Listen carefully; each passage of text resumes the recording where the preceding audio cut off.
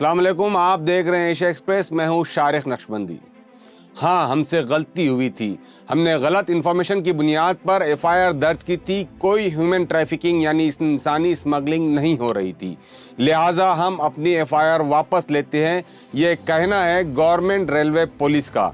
ये कोई मामूली एतराफ़ नहीं बल्कि गवर्नमेंट रेलवे पुलिस का एतराफ़ है, जिसकी वजह से मदारिस इस्लामिया के 5 असातिज़ा यानी 5 टीचर्स ने अपने ऊपर लगाए गए झूठे मुकदमे के मामले में राहत हासिल की। अब आइए आपको बताते हैं कि पूरी तफसील क्या है।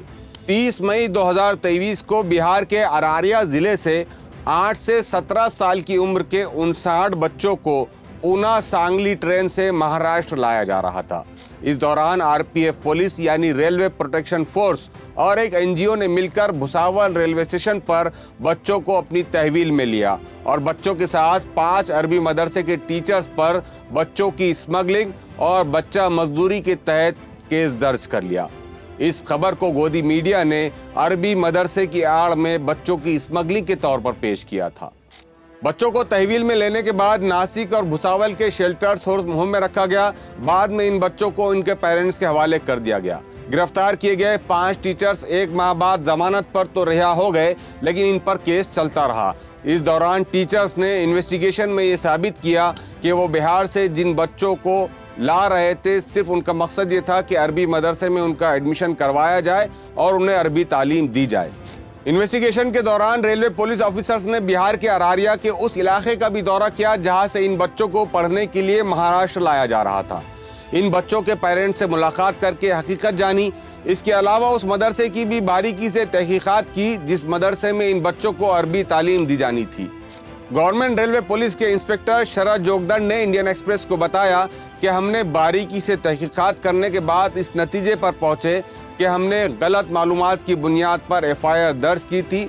इस मामले में किसी किस्म की कोई इंसानी स्मगलिंग या बच्चों से मजदूरी का केस नहीं बनता, लिहाजा हमने कोर्ट में सी समरी जमा करवा दी है और अब बहुत जल्द इन तमाम मुल्जिमीन पर लगाए गए इल्जामात से इनको राहत नसीब होगी।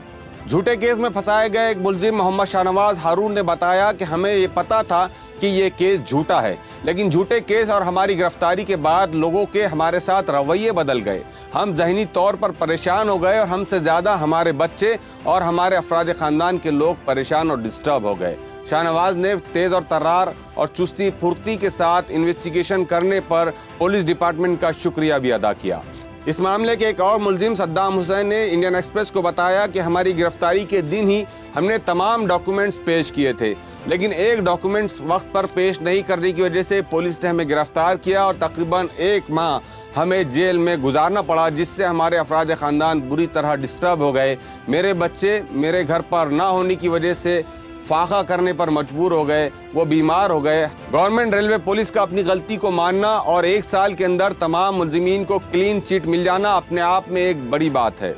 इस मुल्क में सैकड़ों ऐसे नौजवान हैं जो सिर्फ एक एफआईआर की बुनियाद पर साल से जेलों में कैद है। गवर्नमेंट रेलवे पुलिस की तरह अगर मुल्क की पुलिस और इन्वेस्टिगेशन एजेंसियां भी चुस्ती और फुर्ती का मुजाहरा करे, तेज़ तर्रार तरीके से अपनी इन्वेस्टिगेशन करे, तो ऐन मुमकिन है कि हज़ारों नौजवान जो झूठे केस में कई सालों से जेल में कैद है, उन्हें भी रिहाई मिल सकती है, जिससे उनका विश्वास, उनका यकीन देश की पुलिस और देश की न्यायपालिका पर बढ़ेगा और देश का लोकतंत्र मजबूत होगा।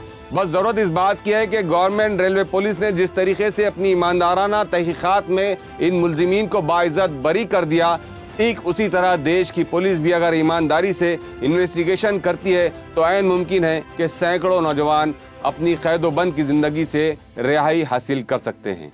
तो ये था एशिया एक्सप्रेस का एक शॉर्ट अपडेट जो हमने आप तक पहुंचाने की कोशिश की है।